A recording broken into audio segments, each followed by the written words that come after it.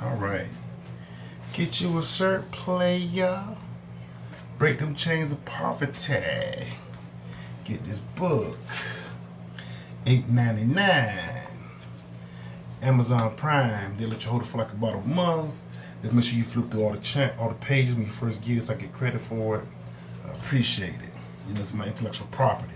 This is my experience. You want to be wealthy, then you got to understand how the wealthy think, and not all that mumbo jumbo about, be the best you can be all you can be. I mean, that's important too, don't get me wrong, but think rich and you'll be rich. No, there's a process that goes behind that.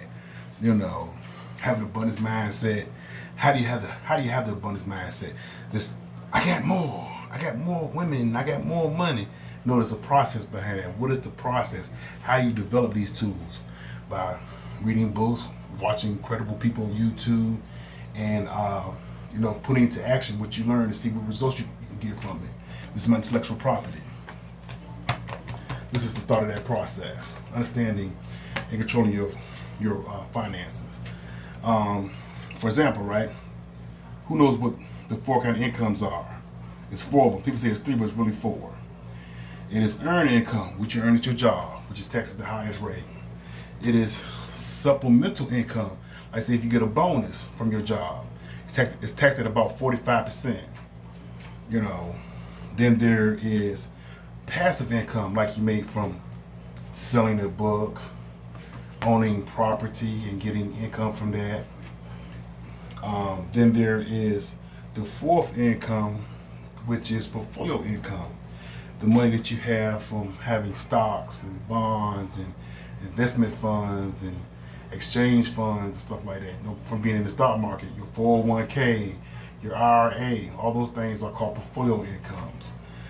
If you own your own business, you're working for yourself, whatever, that's still really earned income if you're self-employed. That's why it's self-employed. But if you own a corporation, then that is passive income.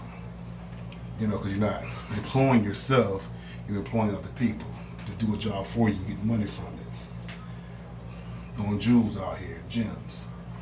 That's the start of understanding where to go and what you need to do. Okay? And understanding the language of finance, how it works. Understanding how money travels through our system and what money is for. Money is just a tool and a resource to buy and acquire the things to make yourself more money if you're in that mindset. But if you're just getting your money and you just putting it back to the system, buying shoes, buying cars, buying a whole bunch of things that you don't need. Not saying that you shouldn't enjoy yourself, but if you're just putting it back into the system, then you're just a consumer. Now, these ain't flying off the shelf. Make sure you get one, but they all come off the shelf. And it feels real good when I get an email saying that you will receive a deposit in 5 days, because these books do sell. And I thank everyone who has bought a book or who has used Amazon Prime to get the book and flip through all the pages for me. I appreciate that. Changing the state of where you're at, looking to make a better life for your children, you have to take a portion of your money and set that to the side for them. Don't worry about having big birthday parties, buying them gold bracelets and bangles when they're babies, putting baby Jordans on them. You're not helping them. That is for you. You're paying dress up. You're playing house. Put that money into assets for them. Like one company is called Stockpile. It is a trading platform designed to do fractional investing for your children. You can buy them a gift card on the birthday of a company. You can go to the website, sign up for the website, sign up your children for the website, right? You be the guardian, conservator of the account for them. And you invest in fractional shares of different companies for their future to give them a head start. And you don't invest too much where you got to pull it out and use it. You don't say, well, I'm going to open this account and I'm going to invest $100, $50. Well, you need that $100, $50. You invest $5, $2, $10, a little bit at a time. Stuff that you don't miss, stuff that you know that, hey, if I go to McDonald's and spend this $10, I can't go back to McDonald's and say, hey, I need this $10 back. I got an emergency. You know that they're not going to give it to you. So you invest in your children in that manner where you don't have a whole lot of extra, so that you're not pulling for the things that you may need or want to do a few days later. And if you save up for them 5,000, 10,000 to give to them one day or whatever, 2,500, it's better than nothing. It gives them some kind of start. But it'll definitely be more than that if you do it for 5, 10, 15, 20 years and you don't touch it. I don't care what emergency happens, what situation comes up. If you treat it like the money that you spend at McDonald's or for Christmas or whatever, you can't take that stuff back and get your money back to take care of that situation. You treat their investment funds like that. You go without, you try to borrow it, you try to earn it somehow, whatever, or you just go through the hardship or whatever it is that you're dealing with and get through it, but you don't touch what you put aside for them. That's why I say don't be trying to overdo it. Like, I'm going to put $50 a week in there, do 5, do 10. And sometimes, do a little bit more, you get a little extra or whatever, but just keep saving for them. And then teach them about the stock market. That's the basics. Start a savings account for them. They pay interest every month. Just put $5 in it every pay period. $10 every now and then, whatever, and stuff. And then learn how to try to make you some some passive income. Learn how to make you a hustle. And then learn to go without certain things. Don't go out here and get a brand new car. And car insurance, you spending $800 a month to have a car, car insurance, whatever. When if you know that you're able to go without it, you save that $800 a month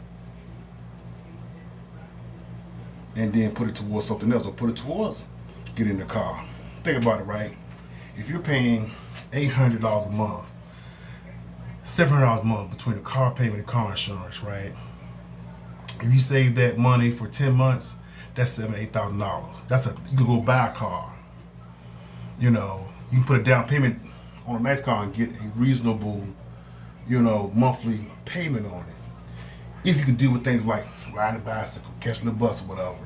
People may laugh, snicker, whatever, you may feel some kind of way, but once you get past that mental block with that, and you see this money's going in this thing here untouched, you feel a whole lot better at the end of that year. But if you're in a position where you need a car, you got to have it, you got to get the kids from daycare, you got to, get to work and stuff like that, then you got to do what you got to do. But if you're in a position where you don't have to deal with that, then save as much as you can, invest as much as you can, learn how to hustle, then learn how to start a business. And save for your kids. And understand too that a lot of these platforms that are here now won't be here in the future. It's a bubble too. A lot of these dollar trading companies that are out here now, whatever, they aren't really making any money unless people are day trading. And you're buying this stock, selling that stock, buying another stock, and they charge you $1 for each share that you buy. But if you're buying and holding, they aren't making any money. So a lot of these companies are going to fall by the wayside, with the exception of some of the more traditional, sturdier ones, like TD Ameritrade, which is going to charge you a little bit more for the trade or whatever. You got to buy whole shares versus fractional shares, but they are more of a solid company tied to a bank.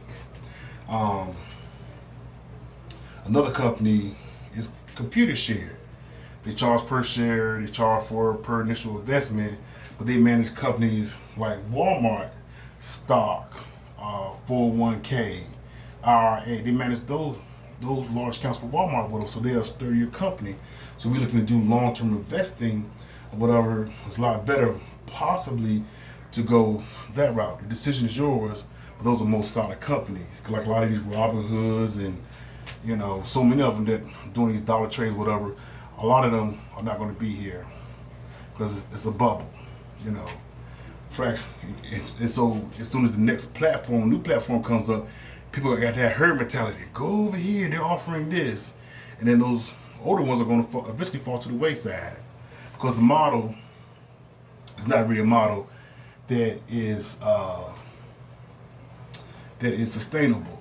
And now it's not about a company having a good balance sheets and making profits or whatever. You know, it's all about how much revenue can they generate, and they're in debt, and they're constantly in debt. You know, so but my primary thing is save, invest for your children.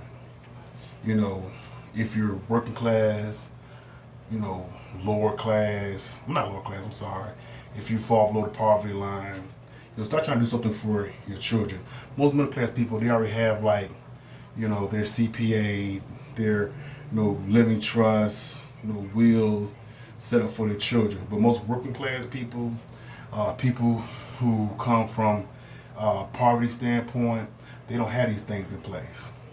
So I'm trying to pass off the knowledge that I've learned onto you guys so that even if you don't get to where you be, you can set up where your children can get to where it is that you couldn't get to. You know, and that starts with saving and investing and understanding how money works. Get the book. Wealth Creation of Wealth. Quick read, it's a good read. A lot of good information about the mindset of being wealthy. You know, I'm coming up with another book too about relationships and partnerships. I'm going to go even into more information and more in depth about our system and how it works, how to benefit from it, and to avoid the shortfalls of it. Having a credit card. Credit card is only for building credit. Credit card is not about buying the things that's beyond your ability to get at that time. Because the only thing that happens is you get stuck paying weeks, months, and years for stuff that you have had, used, broken, ain't good any longer, but you're still stuck with that debt. You use your credit card for that. Because they're like, man, I got this $50, $100 credit card payment every month. I got to use that money towards something else. Don't do it. Credit card is for building wealth. Credit cards is for, helping your credit score. It's not about having 30% worth of debt on your credit score. On your credit card to help your credit score go up. Now, having low debt and high credit will, in some cases, help your score, but at the same time, if you have too much credit, it can hurt your score. But I touch on that in this book here. I tell you what to do with your credit card, how to make it so that your credit score will skyrocket with a simple trick with your credit card. If you can get to that point, or if you get a new one, do what I tell you in this book to do, and it'll help it. Wealth Creation of Wealth by Henry Jones on Amazon. But hey guys, I try to be sensible. I try to be practical. I'm a regular guy. I have a college degree. I used to work for Walmart's assistant manager, one of the largest retailers in the world. The store I was at was a $100 million store a year. I had several departments that I managed at one time that was worth at least $20 million. But I was the manager over the whole store. I didn't just have one area of my responsibility. I wasn't a department manager. I was an assistant manager. So at that time you had store, assistants, and then there was department managers. But then they took and put in another layer of management between the assistants and the department managers. And I can't remember what they were called. They could have came later on and stuff. So yeah, I was a big dog. I made decisions. I had keys to everything: personnel, loss prevention, accounting. Had all that. I worked for the bank. We had a chance to deal with checking accounts, savings accounts, credit cards, a little bit with the housing market, and stuff. So I saw how people, capitalize off this system of ours with the banks. And I'll get more into that, and I've spoken on that in some of my other videos. So man, look, I need a better follow through on my videos. I know y'all probably like, man, he's talking. He ain't telling no jokes, he ain't making us laugh, he ain't saying nothing vulgar, but that ain't what I do. At least, not yet. I do it sometimes. Some of the videos you'll catch me out there like, I ain't gonna be saying anything vulgar, but I will cut up a little bit, But yeah, invest for your children, man, and save, do what you gotta do. And until next time, y'all, look for the next video. Make sure you like my channel. Make sure you subscribe to my channel. Make sure you hit the notification bell.